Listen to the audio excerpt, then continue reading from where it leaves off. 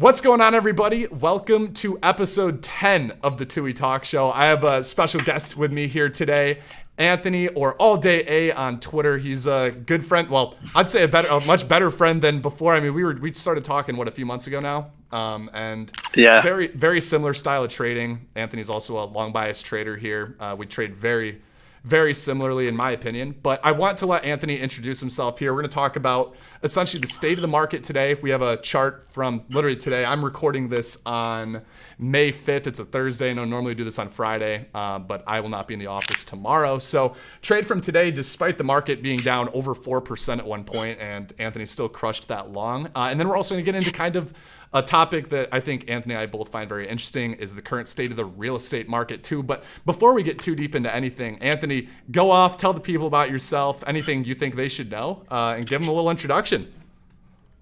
What's going on, everybody? So everyone, my name's AllDayA. People know me on Twitter as AllDayA. I'm a long bias trader from New Jersey. I moved down to Florida last year. Basically, just an average trader on Twitter, talking crap, trolling everybody on Twitter. Just small cap longs is my criteria. I started actually 10 years ago. To this day, I actually walked into a prop firm on May 5th, 2012, I believe. Yeah, 2012. I actually walked in. That's crazy. I'm just thinking about it right now. Yeah, May 5th, 2012. I walked into a prop firm. And it's 10-year anniversary for you, 10 episode anniversary for me. There's the signs are all 5 + 5, May 5th.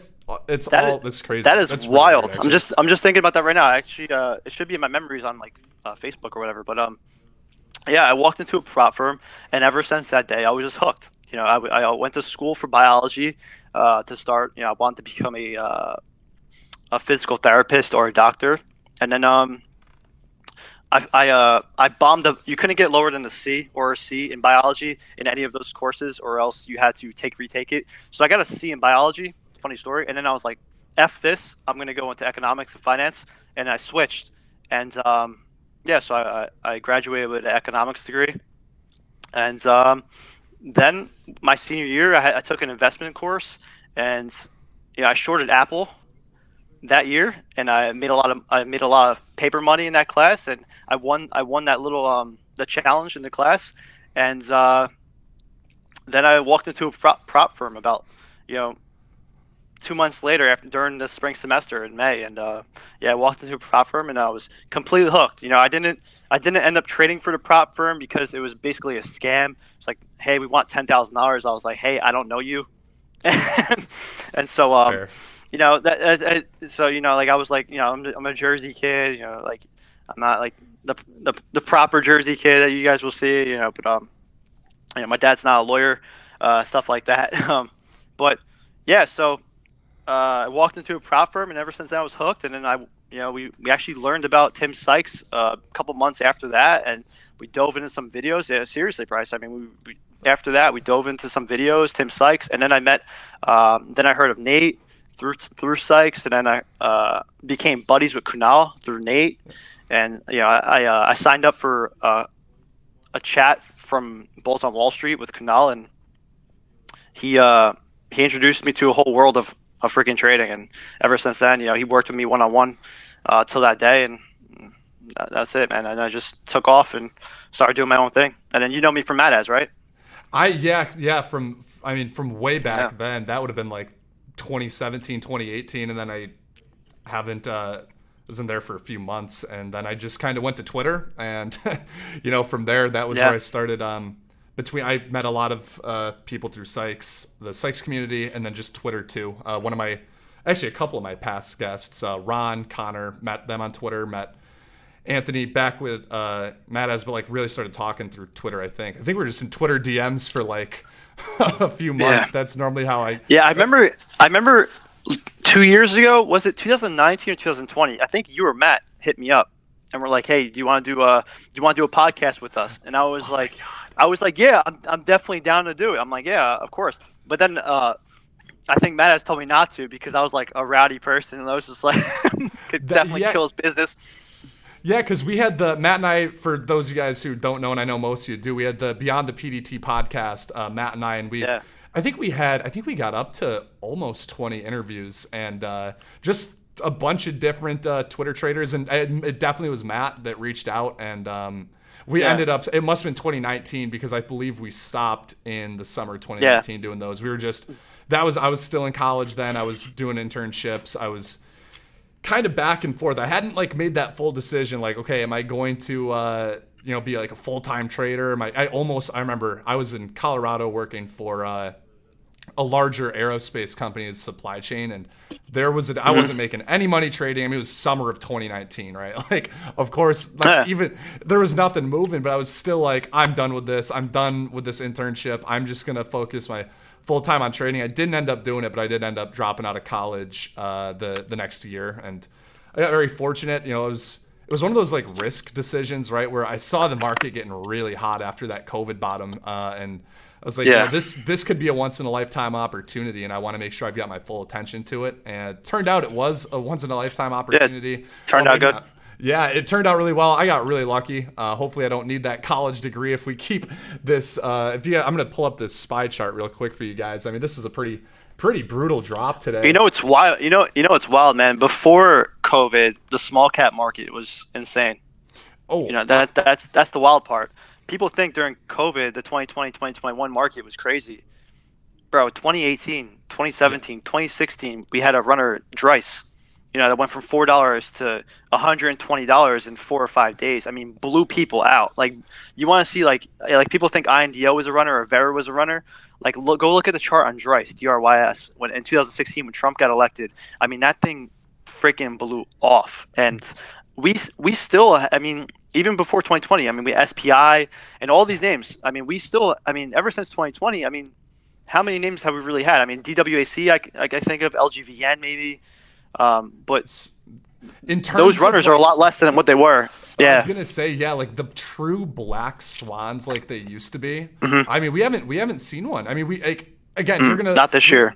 We have the Kodaks, we've got the Indos, we've got the LGVNs, and really SPI, I'd argue, is probably the closest thing to a Dries style move. But I mean, like, it was crazy too, because obviously 2017 we had the Bitcoin run where, I mean, it was OTC, at Riot Mara, caps, Riot Mara, that were literally went from legitimate penny stocks to like $60-$70. I mean, that was the time of just multi-day runs that would blow shorts out of the water. Now there was also less retail volume back then too, so I mean, it was a lot more, because I see on Twitter all the time talking, it's hard not to agree. Like, you get these stocks that are 5 million floats trading 150 million in volume, doing every nothing. day. They do nothing. RVSN yesterday. It's just they get locked up. I'd have to imagine it's like some kind of big fund controlling it, or institutions or insiders, but I don't know the exact reason for it. But man, I mean, me neither. I'm totally at a loss of words. Every day we wake up in my room, the AllDayA, every single day we wake up and it's the same thing over and over and over. You'll have the main gapper, RVSN, like yesterday, do 80 million shares from 9:30 to 10:30, literally 80 million shares, and it did nothing. What did it do? It went up 20 cents. It did nothing. And these stocks, not too long ago, before 2020, if you had a 7 million share float with 100 million shares in volume, I mean, this thing was doubling. It was almost automatic, and the game has changed, completely, and people don't realize it. No, and it's like now I have to, when I'm taking a trade, obviously, there's always that float rotation aspect, but it was interesting. This was back a few years ago. I can't remember. I want to say it was Dux. He posted like basically a data sheet based on the float rotation, and there was like a sweet spot. And this was like beginning of 2020 when we started getting absurd volume, but essentially that sweet spot was like under 10x float rotation but above 2 or 3x float rotation is going to have like your best probability for an actual. But like then you get these ones that are rotating literally 15, 20 times just doing nothing. Yeah. It just leads me to say, okay, is it too crowded? Is there an agenda behind it? And lately it seemed like there's an agenda, because every one of these has just been getting offering news or just been dumping low volume after. It's frustrating to watch, but I would agree. I mean, the game has changed, and for better or worse, right now the market's obviously on the small cap market's on the slower side, definitely since really this year. We were talking right before the episode, March, April were decent, but February, January, even really December were on the slower end, and now we're kind of getting back to that in May. Yeah, 100% agree. Let me pull up. So BTTX, you hit today again. Take note, despite the SPY being down 3.5%, that's normally for me personally, that's an indicator in itself when the SPY is just down brutally. I feel like it's a lot harder to find momentum in small caps, and we're kind of seeing that even today. The top percent gainer is BTTX today at like 43%. Traded 94 million volume and still only getting a 40% move. But talk about your trade today if you want. I'd love to. I can point out these entry and exits. Obviously, we hit a high at 320s today, held that support in the 340s. Yeah. So today, I woke up with like a completely different mindset. The past 3 days. So last week, let's go back to last week. Last week, banger every single day. I hit a $1 or $2 name, 10% to 20% runner every single day, and that was really good. Really good week for me. 4 for 4. I didn't trade Friday, and then this week, I came in this week with the same game plan. Like I'm just going to hit a clean win every single day. And then Monday happened, and then we get the red box move. Yeah. Red box wicked up in the morning, halted down $1, and then ramped right back up. Went up a couple dollars, and it was just a nasty move on Monday, and that really set the tone for the week. Like there's themes everywhere, right? And this is the theme for this week. It's just this consistent fake out, reclaim, let's run it, right? And this is what all these names are doing. If you go to Redbox Monday, SOUN Tuesday. Oh yeah. And then yesterday was just everything wicked, right? Redbox again wicked, like literally everything wicked yesterday. And then today, look at that going a little fast. Extreme frustration there, right? You have the low a day break to high a day to support break here on this wick to high a day break to slam to high a day break to slam. Yeah, so that was Monday, and I actually hit that freaking trade. I was up 80 cents, and then before I could even sell, I was down because it was halted down. It went down within a fraction of a second, and. Yeah, and then we got halted down, and then I didn't re-enter. Because it halted down, and it was Monday. I took off Friday. I was a little bit rusty, and I missed that whole move, and I was pretty pissed off about it. But anyways, the only clean entry after that, in my opinion, was after this support break happened. But even then, frustrating. That same Monday, I hit that flag pattern, that afternoon move that you like right there. That afternoon move, I hit that for $1. So I was up $1. I sold half into it. What happened after I sold, guys? Fucking slammed right back into a halt, and it exited me out right in my position again. It was really fun. Monday was crazy. I was like, all right, man, this is the theme for the week. So then Tuesday happens. We hit SOUN for $2. I think we hit another little scalp. I forgot. I think it was like an OST. I think for 20 cents, and then SOUN for $2. I believe. Was this Tuesday? On Tuesday. Yeah. So SOUN did the same thing. It halted down. So you see that wick, right? Yeah. SOUN did the same exact move, and this is the theme for the week, right? Like the big fake out, breakdown, and then ramp back up, and it's just it's not action that you want to play as a long bias trader, as any type of trader. This isn't action that you want to play. This is this filthy, this is action that we can't control, and it's just it's honestly it's action that you want to avoid. This isn't clean stuff. But anyways, I hit SOUN because I'm a degenerate. Hit it for $2 there. Done. I was like, all right, F this. I'm done. Anyways, SOUN dies out. That was Tuesday. And so with those 2 days, it's just not consistent. It's just, I just wanted to settle down, yesterday and today. I just wanted to settle down with trades and be patient. And now I'm just kind of just taking like 1 or 2 trades and being done with it. And today, yesterday was just, I have no real trades off the top of my head yesterday. Just everything faked out yesterday. It was brutal. And today, BTTX, it made a nice little fake into 240. I saw that fake. It wicked pretty early. I was telling everyone in chat today, hey, be patient. Wait for this move to develop. Let's see if we get some good level holds. And it held 240 pretty well. If you go scroll back to the last couple of days, 240 was a good support area. Just because it held multi-days, right? So you guys see that? It's beautiful support right there, 240. So I saw it fake right to 240. It held immediately, and then I wanted to reclaim, 250 for like a $0.50 risk level, and basically took that $0.50 risk, 2 cents, and hit it to 290. And that was my play. And 10-20%. I'm going to take that all day, every single day, and I know that there's not going to be a runner now from $2 to $14 like there used to be, right? Like with these like 2 million share floats and these 2 million share float with 80 million shares in volume. Like, I know it's not going to happen right now at least. And I was telling everyone in chat, let's see if this thing could prove itself, and it did. It proved the 250 hold, and we had a nice trade. I mean, it sold up in the 2.6s, I sold up in the 2.8s, and I sold the rest into 2.80s, 2.90s.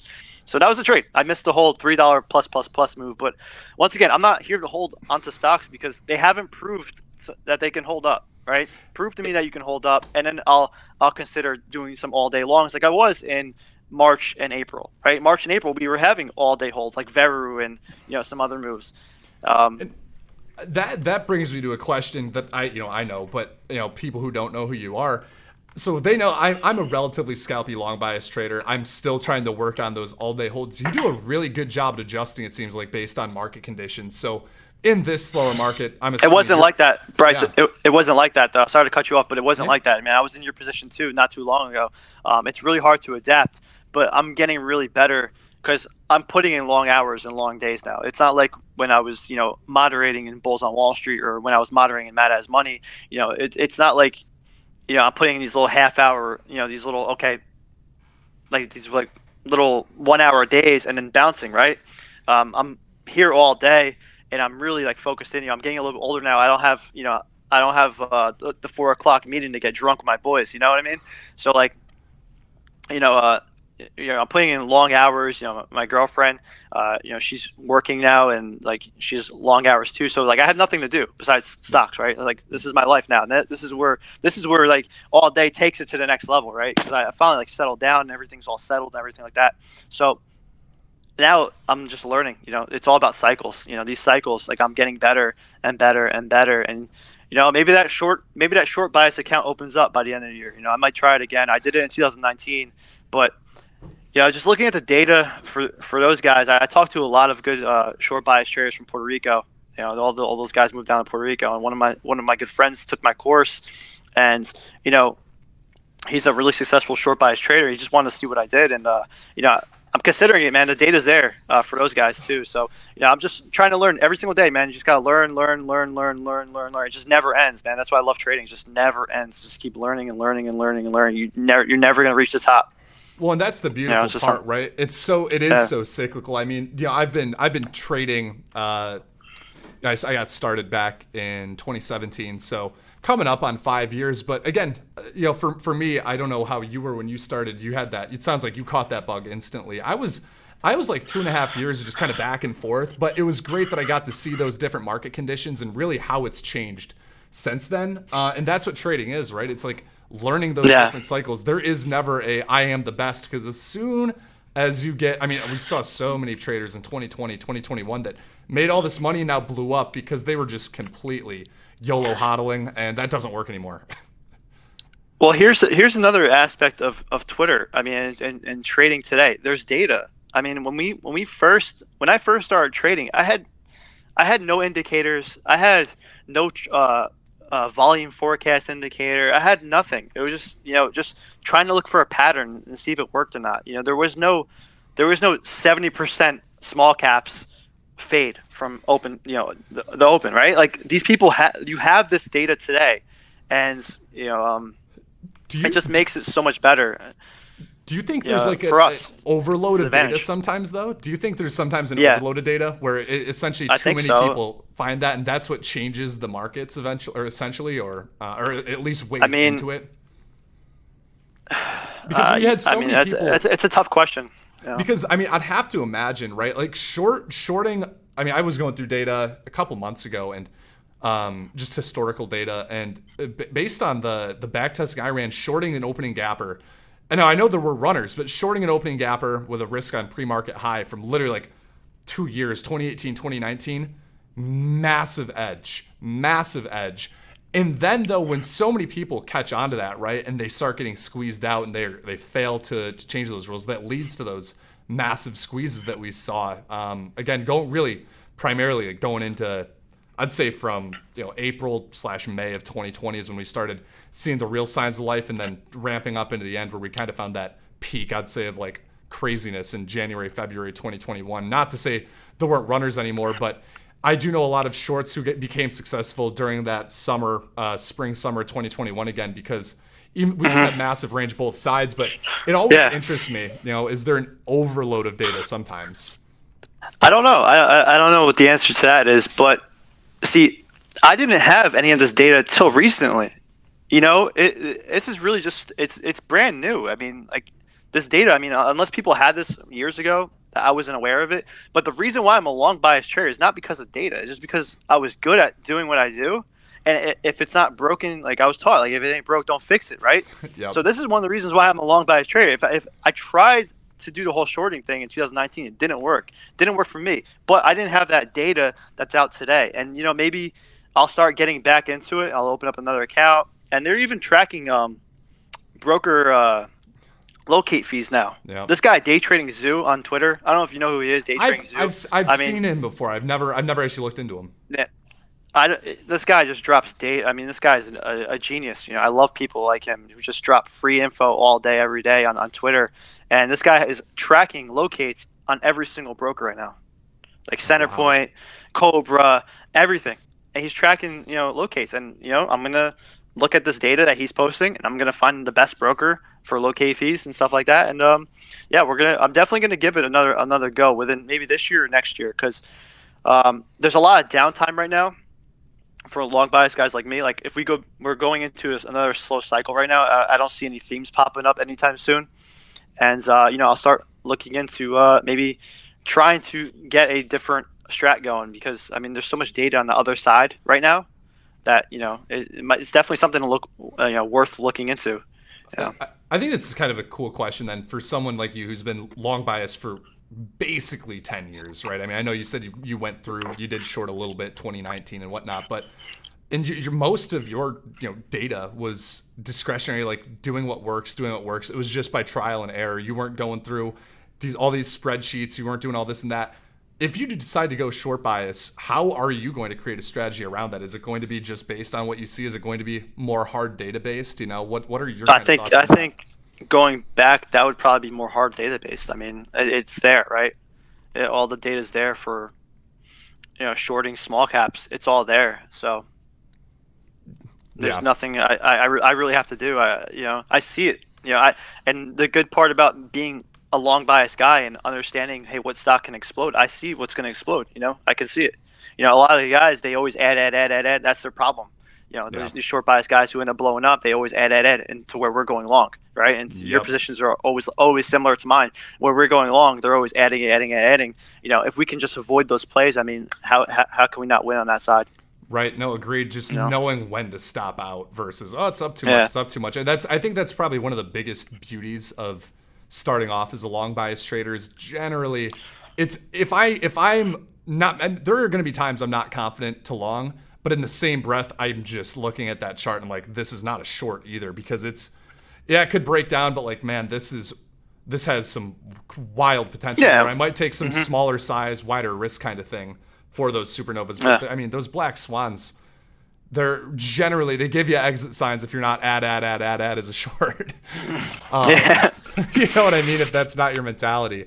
But no, I like it. I like it. I've in fact, as it stands, I actually have a current small short position that I want to check in on right now. Beautiful. Is it that play that you told me before, NKTX or whatever? Yeah, I shorted into this spike with starter size on Tuesday. This is just one of those charts. It's a higher float stock that's had that big volume day and just consolidation. To me, it just felt like some kind of liquidity trap. I thought they're gonna. Ideally, I wanted them to break it out. I wanted them to break it out to get some volume to sell into, where I was gonna add actual size, but I literally had a 50% starter risk because my size was so small. And I've done some back testing on these charts with the float range, and I mean the win percentage is like 82%. With depending That's awesome. With that risk, with a wide risk. Again, I was hoping for a fake breakout, but so far so good. I see a lot of these start to try to. They don't fill that gap completely, but definitely looking for a retest to like 14 in the next few days, and small enough size now where I can absolutely just risk that 20 and add into it. So, I'm not even pulling that up. Whoops, there we go. I meant to have that chart up. Yeah, I was about to say. But anyway, no, I'm definitely in the same spot where like you got to adapt with what works in the market, and right now I think shorting's a great thing to be learning to gather data on, and definitely the only problem I'm gonna have is flipping back and forth. I think that was the issue I had in 2019, and that's probably going to be the issue. I'm a little bit more mature now in the game, so I mean, every year you get better. I mean, even if you're red, you're seeing things over and over and over. You're just getting better, and I feel like now, definitely on the short side again if I give it another go. You have a decade worth of experience under your belt. You've seen 10 years worth of charts, and I was the same problem. I did open a shorting account like fall of last year, and at first I was like pretty disciplined with it. Like I was very, very good at sticking to a few, and then all of a sudden I just got trigger happy with it. Got so trigger happy, gave back all of my short gains, and I was like, okay, that's hilarious. Way too undisciplined to be trying this. That sounds very similar to me. Yeah, it's because again, it's like there are very easy shorts, right? Like shorting small caps has a very large statistical edge, but it's as soon as you get trigger happy, then you're like, okay, that short didn't work. Long, short, long, short. I just kept going back and forth, and I literally felt like I was brand new again. I was like, this is not a good feeling. Yeah, well, that's one of the reasons why I haven't jumped the gun again, because I don't want to relearn. Relearning sucks. I'm getting a little bit older now. It's like, why am I relearning? When I could just do what I do and maybe just go bigger. I mean, you're definitely one of the veterans, I'd say, in the game. You're up there in terms of the length of your trading. Do you have like plans to just basically trade until you die, or do you want to get out of the game sometime at some point in the future? I don't know. Not there yet. Hey, no, that's great. I mean, 10 years and like you're still going real strong. I love it. Well, 10 years was the day I walked into a prop. It wasn't the day I started, I opened up a live account. I waited a couple years after that to, learn a bit. And then 2014, 2015 was really when I started playing with some money and OTC names and just banking on the OTC market. The 2014 Wall Street, OTC, baby. Yeah, that 2014 OTC market was wild. That was that's when I started. I started. I signed up for a bunch of subs and nothing worked out. And then all of a sudden, I found a group of guys called the Wolf Pack on Twitter, Jason Spatafor, and all these degenerate OTC gamblers, and I was just making money. I was going, 50,000 share size on a 0.0001 stock, and I'd wake up the next day, I'd be up 10,000%. I was like, oh my god, like what was going on here? And it was like every day. It was nuts. Those overnight gaps were just, I mean, it was incredible. Yeah, it is insane. And there was, I'd have to imagine, again, I was still in high school. I was almost like junior high back then. I had no thought of anything in market wise back then. But I mean, I'd have to imagine the game was just drastically different back then. I mean, back then, 2014, you're still having some like real legitimate OTC pump and dumps, right? Yeah, 2014, some real pump and dumps. I mean, you mentioned one the other week, ERBB. I started laughing when you mentioned the ERBB. OG pump and dump, was it not? That was a marijuana vending machine. So this was around back. Yep. Oh, 2014. Yeah. Yep. Wow. That was a marijuana. Oh, that was probably a misprint. Machine. That was probably a misprint there. But I mean, basically going from 50 cents to $56. No way. That was every day. Oh my god. It was literally every day. There was volume on that. Holy crap. So this was shout out to Tim Sykes, man, because I was going along all these names, and there was a guy named Tim Sykes. This is how, I figured all this shit out like really early on. This is how I kept my money. There's a guy named Tim Sykes tweeting, screw you, Wolfpack. I'm going short on all these names. I'm like, who's this asshole, right? Like I was just like, some guy, but he was right. He was like, this millionaire going short, right? So I started looking into it, right? And Nate was the same thing, Nate Michaud. Yeah. In Michaud, yeah. And he was another one on Twitter getting bashed by longs. The typical, the bashers and the typical Twitter war from shorts and longs. And I started realizing like this is like a freaking cult. Like all these stocks like this cult. So I sold everything. I took my money on all these names, and I made money. And that's how I started. I made money. I asked Nate, hey, should I pay my college student loans off? And he said, no, I'm an idiot. He literally it was like a random DM, and he called me an idiot. I'll never forget that. And that's how I really started. And I started looking into small caps, and trying to figure out flag patterns and different type of patterns, and I started looking at technical analysis, and that's that. Now I'm here a couple of years later. That's how it really started. Those type of names. It's pretty crazy. It's a wild ride. Yeah, I mean, I can't stop looking at this chart. I mean, because we were talking all those charts, bro. That's what I'm saying. Like we were talking. I can't remember if this was before we started recording. I don't think it was. I mean, like, the 2016, 17, 18, really into beginning of 2018 when the OTC market really heated up. I mean, you were getting unheard of multi-day moves that make some of the 2020 moves literally look like jokes. I mean, that's what I'm saying. Like, when's the last time you've seen a stock at 50 cents go to 6 or 50? Call it $60 for fun. Like, yeah. I really can't think of a chart that's ever done that from when I've traded. We have ones that go from, we've had ones, I should say, go from $3 or $4 up to $50, $60. Yeah, sure. You've had even what was the GLSI? GLSI, oh my God, don't bring that one up. I have to, because this was my first parabolic short ever. GLSI was probably my biggest miss of my career. GLSI, I had a lot of shares into that, and I fucking nailed that move, and I sold for like a 30-cent gain, and it went up $100 after I sold. $100. It went up after I sold. That would have been my biggest winner. Oh my God. So you were selling down here. If you pull the chart up, I'll be able to see. What day was this? I'll be able to. The 12/9. It was this. Yeah, it was December 2019, before 2020. December 2019. I think GLSI was 12/9/2020. Oh, I'm not even looking at the chart. Was it? Times. Yeah. Oh, maybe it was 20. Yeah, it was 2020. Yeah, because ACY went the next. ACY went the next day, and guess who hit ACY for 500%? Me. You hit that one. Yep. I was gonna ask, was that your best trade ever? Yeah. So GLSI was my biggest regret, and then ACY came, I think, a couple of days later, or a week later, and yeah. Did they do a ticker change? Did they get delisted? I don't know. I have no idea. Yeah, I haven't looked at GLSI probably since I trade. ACY isn't coming up. I wonder if they.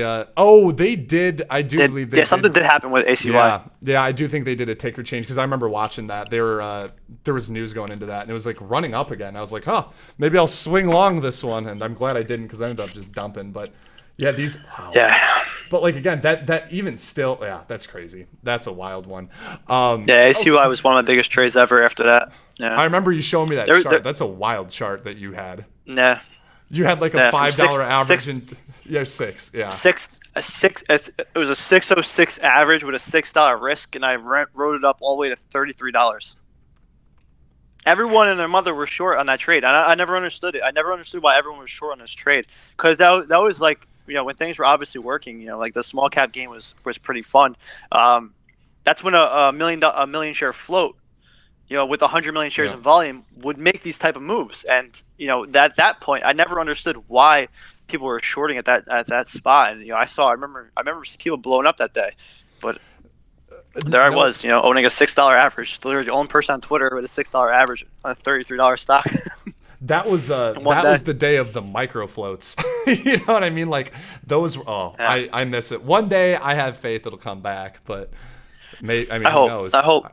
Yeah. I hope it does come back and for everybody. I mean, shorts and longs. Yeah, no, we can all benefit from it, right? I mean, obviously, the more shorts that blow up, the better for us. But with those overextensions, you're gonna get shorts that absolutely crush it too. So I know we're all keeping our fingers crossed for some small cap volatility. But speaking, I guess, of the state, I think this would be a fun way to transition it. Speaking of the state of basically the overall the small cap market, just the changing market.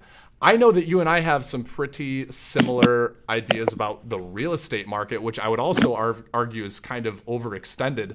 And this is something I wanted to talk about today because it seems relatively prevalent. As I was actually watching a really interesting video this morning. Like, would people actually like it if the housing market dropped? Because everyone's like, I want to buy a house. But in the same breath, you're just, that feeling of want to buy a house, no one actually ends up buying the dip, or they buy it way too early.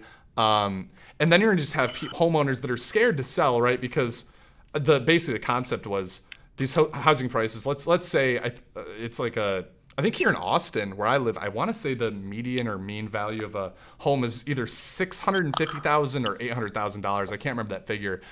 But if you're scared to sell that, The reason homeowners are scared to sell is because then they have to go, if they need somewhere to live, they have to go buy a house somewhere, which is going to be either the same price or more than they just sold it for, right? Yeah. My cousin literally just went through this. He sold his house for like $80,000 more than what he was asking, which was a ridiculous price, anyways. And then he has nowhere to. You can't find any place. You have to pay a rent that's up 30% year over year, or No, literally, my apartment just increased rent prices 25%, and I was like, that is brutal. But in Florida, where I'm from in Orlando, if you look at places in Florida, I mean, house prices went crazy, and then rental prices went up 30+%. I think it's number 3 on a list of year over year rent averages that went up. I think it's somewhere in Arizona, Las Vegas, and then Orlando, and people, all these places are empty. They're all empty. They're moving. Really? They're moving.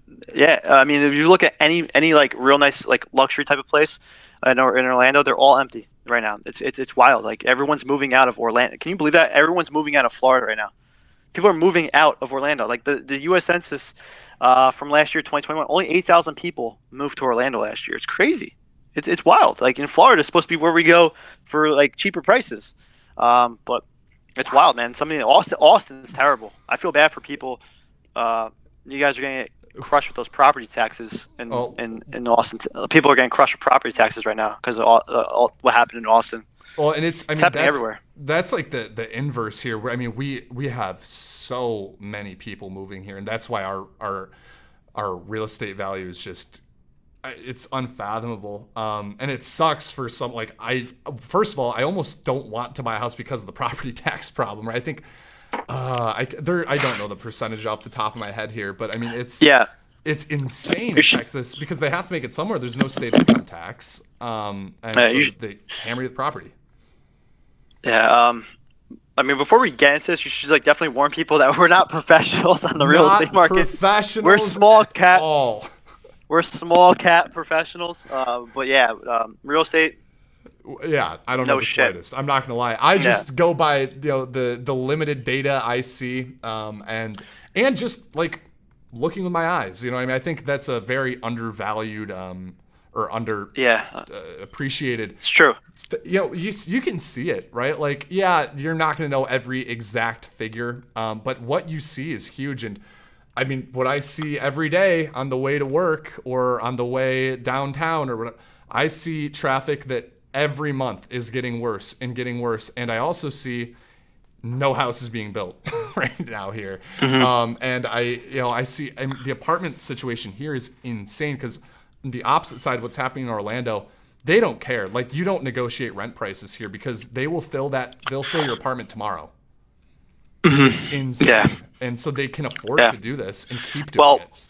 Here's the thing in Florida. I don't know if it's like this in Texas. I know more Florida data, obviously. Right. But in Florida, it's a write-off. If you don't fill that apartment, it's a write-off. These guys don't care. That's why they probably don't negotiate because it's a write-off. These guys can keep, these firms, they can keep 40 units available and just write it off at the end of the year. That's why they don't care about negotiating. I read into that a little bit too. It's pretty funny.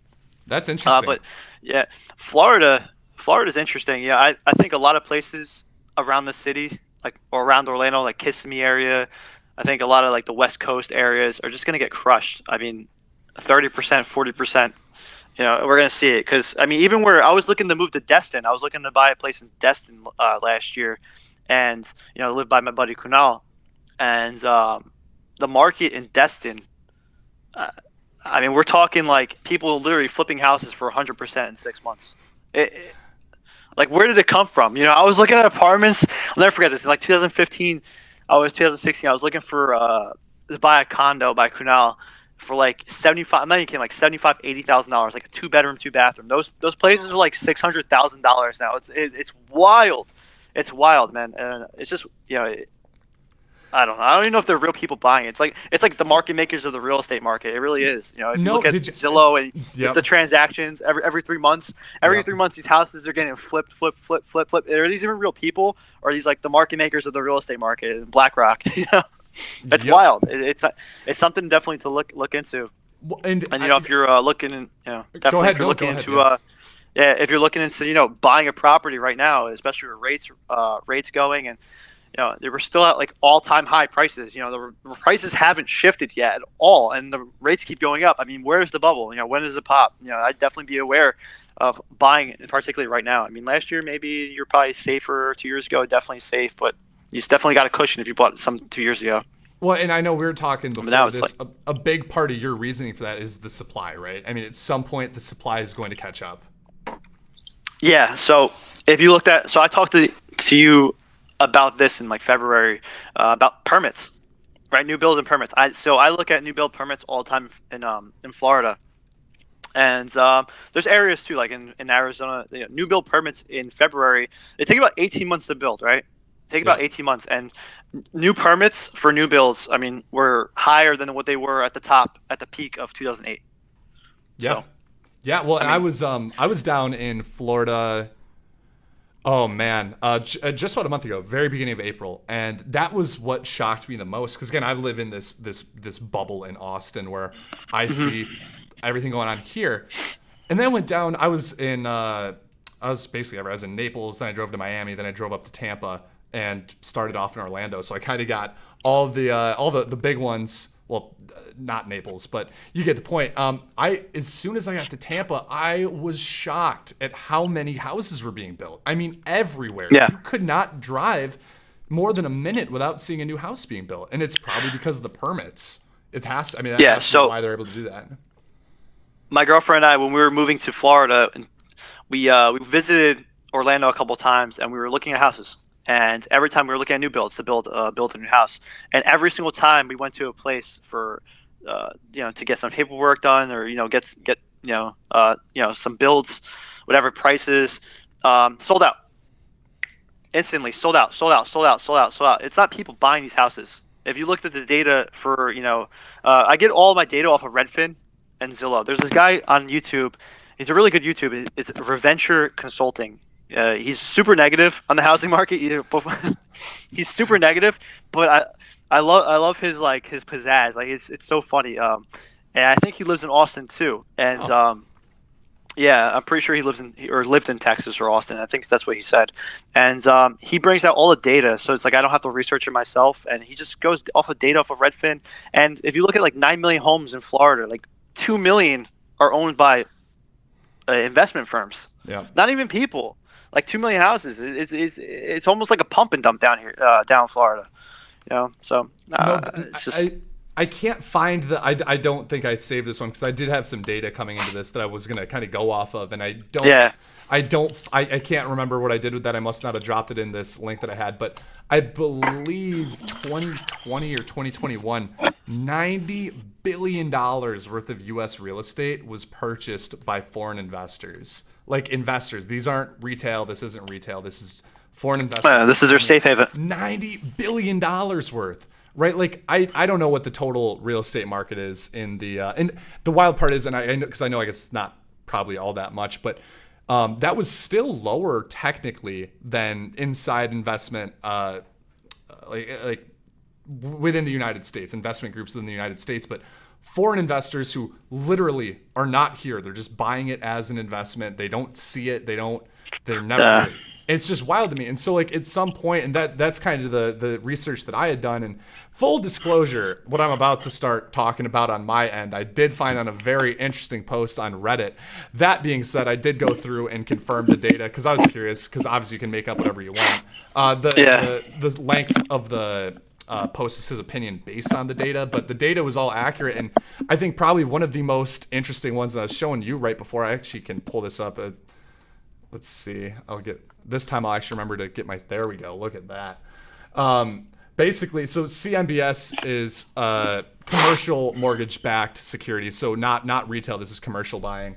But essentially the issuing of these CMBS went to $109 billion, a 95% increase from 20. Like, let's be honest, right? When we're talking numbers that big in the course of 1 year, 1 year. Is that not a bubble in itself? And then it goes on to say highest level recorded since 2007, which was 230 billion. And so, bro, if you go, sorry to cut you off. If you yeah. go back to your data, everything leads up to 2007, 2008. It's the same thing. Yep. And the biggest every single. Yeah. Go ahead. Yeah, go ahead. Every single stat when it comes to permit builds, when it comes to this, every single number, every time I have to go back to at these levels, it's always 2008, 2007, 2008, 2007. And we're higher in permits. We're higher than 2008 in some places. I mean, some places are gonna get flooded with inventory, and no one's gonna buy because these rates are now a little bit higher. I mean, they're still historically low. They're still kind of low, but. Some of these places they're gonna get crushed because this inventory is all gonna come in later this year. It's all adding up. October, November, get ready because I mean right now the stock market is a little bit on the cliff. That's the first thing to go, and then the house is next, right? And the biggest difference, and I would say besides the supply issue right now, is still a lack of supply. But I'd say the biggest thing the biggest difference this time around, right, is last recession, the 2007 to 2008, was because the banks essentially everyone was getting loans. Everyone was getting loans like credit. Credit. But it was all retail, right? All retail. This was all the CMS, whatever. Oh man, wow! I'm looking really, really smart right now. But it was all retail. And now again, going back here, this is all commercial. And that's let's be honest. How absolutely leveraged are all of these? When you have more money, it is instantly easier to get more leverage. Like, let's just put that out there. More reputation, but let's also not forget a year ago, probably almost to the month. What did we see in China happen? Evergrande? Yeah. Does that ring a bell? Evergrande. It's funny how no one has talked about that recently, right? But they are still. That was another. Oh man, can I find it? I don't think I can. It's hold on. It's in this picture. I'm gonna find it. But basically, right? They still have not defaulted. Their banks have. Okay, here it is. I'm gonna just read it off here. So again, this part I haven't fact checked, but in fact, I'll just pull it up over here. Essentially, it's the ratings from the big three rating agencies of what they've given Evergrande, and let me pull that up. So essentially, showing that these three ratings right here, they haven't just given again the default, right?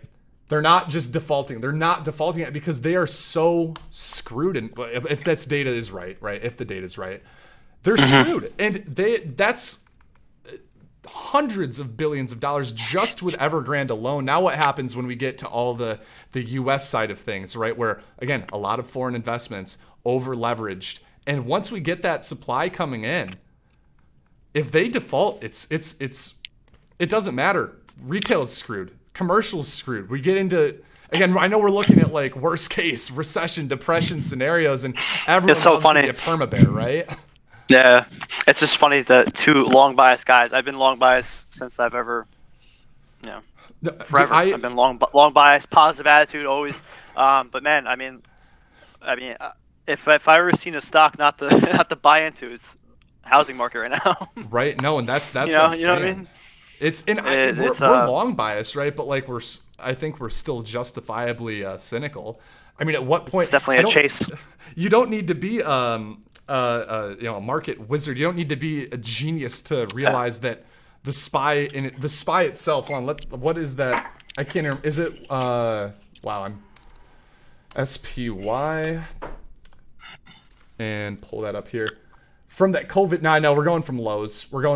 I get it, but we're up over 100% in 2 years. That doesn't happen. That's just the stock market, right?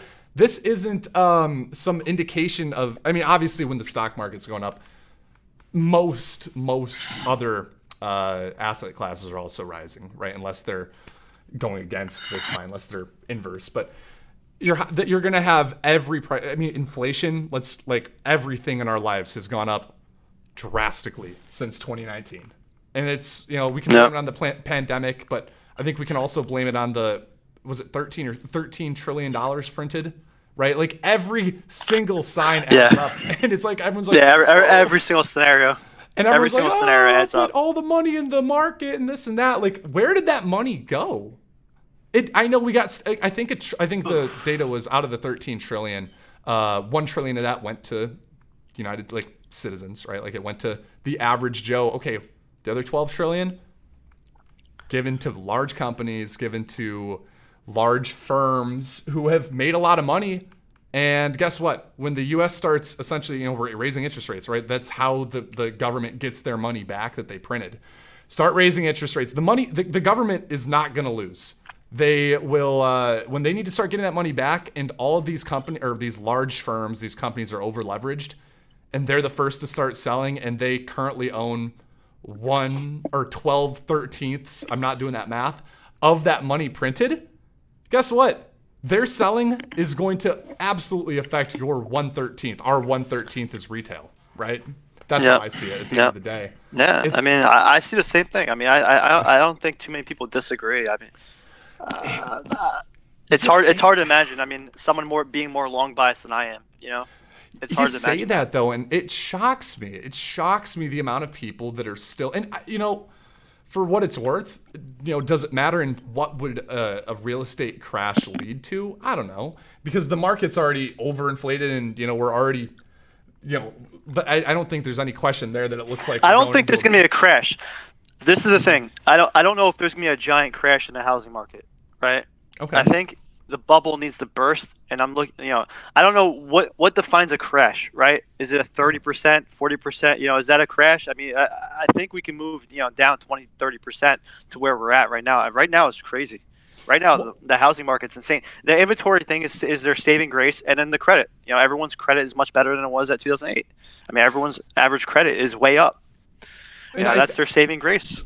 Right, and I don't know why I just brought it back to that. I think another important aspect to mention too is that there's also cash on hand right now for retail, we'll call it, but the average person much higher. It peaked obviously during COVID 2020 when no one could really spend money. I mean, savings went to April 2020. It peaked. That's crazy. Personal savings, United States averaged 8 or 9% from 1959 until 2022. But during April of 2020, again, right after that pandemic, 33.8%, right? And so we still have an excess of cash on hand. So that's going to impact things. People, the average person right now is not necessarily over leveraged. I would imagine with so much cash on hand. So that's another factor too. So we'll see. I mean, I don't think there's any question that we're due for a pullback, or I would agree. I don't think we're ever going to see a COVID-style crash in really any commodity class or asset class. That was wild. Everyone it's probably going to be more of a bleed out or just a drawdown, right? I mean, that's probably more what we're looking at. But could it last 2-3 years, maybe more? Sure. I mean, I'm going to go back to the SPY really quick because this was we're more of the it's more of the .com, I think, rather than 20. I mean, 2020 was such a blip, Yeah. It really was like a blip. I don't consider that such a bear market, that 2020. I mean, it was just such a blip. It happened so fast. You can look at the 2001, 2 years, right? Lasted for 2 years. I can't even go. I got 20 years max here, but the back then the SPY, was trading roughly around $100, 100 and I think it was actually right around 120, and it took. Remember, I mean, we fell 2000, 2001 basically, whatever that was, 70% from that 120 down to sub 50. It took 7 years for it to get back to that high, right? That's, I mean, we had that rally after, and that was nice, but still, if you're going in terms of if you're buying today, and we do have a .com bubble style bleed for 2 years, it could very well take nearly a decade to get back to where we're at now, and I think that's the more important part to look at. And obviously it could keep going up. What do we know? We're just average Joes at the end of the day. But I think go ahead. I just want to know what the small cap market was like in 2001, 2002. Well, I know that 2003, 2004. I believe the stat. I never looked into it. I believe the stat is now this is 2008. But small cap valuations overall, the overall small cap market valuation is at its lowest level since 2008. Since like right leading into that crash, which is kind of wild. Yeah. But you know, then it begs the question, okay, because I mean, so many small caps have already bled out, right? Like that bubble's already popped. But does that mean that small caps are, you know, finding that bottom? Or I always try to tell people, because everyone's like, oh, they're down 90%. Like they can go to zero. you got to remember these companies that were never making money, bankruptcy, done, right? Like so funny. There's still a lot more room, and we haven't even really seen any of that come out of large caps yet. I mean, mid caps are down considerably too, but there's more air to come out. Even though, you know, we're down $80 on the SPY off of highs, like there's still more room to come down. So I hate being so cynical though. I do. But I'm sure comments are gonna be filled with, these guys don't have a fucking clue what these guys are talking about. I know we're like those short guys on Twitter. We're like the short guys on Twitter, where all the longs are attacking them, and ironically enough, we're long biased. But man, I just call it how I see it. I know you do the same, and it's I think it's pretty ignorant to admit or not admit we're not in a bubble of some kind. Yeah, so. We're definitely in a bubble. Yeah. Well, that was basically all I wanted to talk about today. I just thought it was an interesting topic. I mean, do you have anything else that you want to, before we kind of wrap up here and give your socials and your stuff? Anything else? Nah, man. Sweet. Well, really nothing else. First of all, I'd just like to thank you so much for coming on. I know we've been trying to do this for a while now, and I'm glad we've entered into the double digits officially for the Tuohey Talk Show. 10 weeks. What's that? 2.5 months. Rock solid. And so thank you guys, everyone who's watching this, for watching. AllDayA drop. We're gonna have everything posted down in the description below. But let the people know. I know you have a course. I know you have Twitter. Anything anywhere people can find you. Yeah. So you guys can follow me at AllDayA_ on Twitter. I do have a course. It's fully recorded. It's the AllDayA Academy. It's basically what I do. You know, I show you from the basics to the strategy, where I apply, you know, my long bias strategy, you know, from start to finish, from building a watch list to what to look for, how to look for it, setups, the mental aspect of everything I do. It's a decent course that I think helped a lot of traders. So basically there, and actually May 7th is the day I started. May 7th, so I'm about to come out like 10 years, 1 year. The 1 year is about to start. So so definitely maybe I'll drop something on Twitter for you guys that are listening to this and who are interested. Yeah, come take a look. Absolutely, man. May's a big month for you. May's always May. You've got some anniversaries. Yeah, right. It's crazy. I love it. It's wild. Yeah. And guys, that'll all be down in the description below.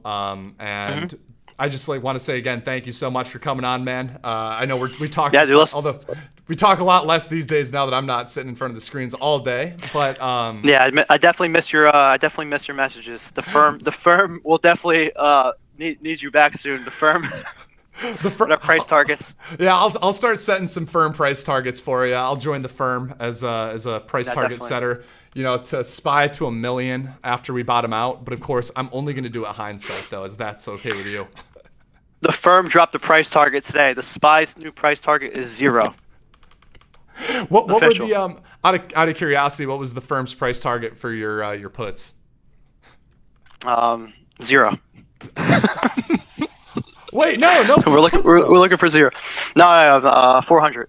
400. Beautiful. And you bought them at 5, right? We bought them at $4 today. $4. Gotta look. 406. Yeah. Yeah. So nice. 406. 1,000%. No, 10,000. No, it went up 100%.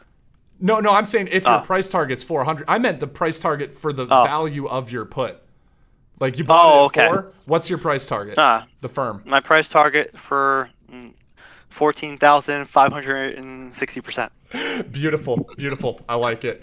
All right, man. Thank you again so much for joining. Guys, down in the description again, all that's there. Leave a comment down below what you got out of the show. Drop a like. Make sure you're subscribed to the channel, and I will see you back here next week for Tuohey Talk Show episode 11. All right, take it easy, guys. We hope you guys enjoyed that last video. Thanks so much for watching and being a part of the StocksTrade community. We wouldn't be here without you guys. Be sure to hit that like button and subscribe to the channel if you haven't already. Our goal is to hit 100,000 subscribers by the end of the year, but we can't do it without your help. So if you enjoy what we're putting out and want to hear more, be sure to hit that subscribe button. I'll see you guys in the next video.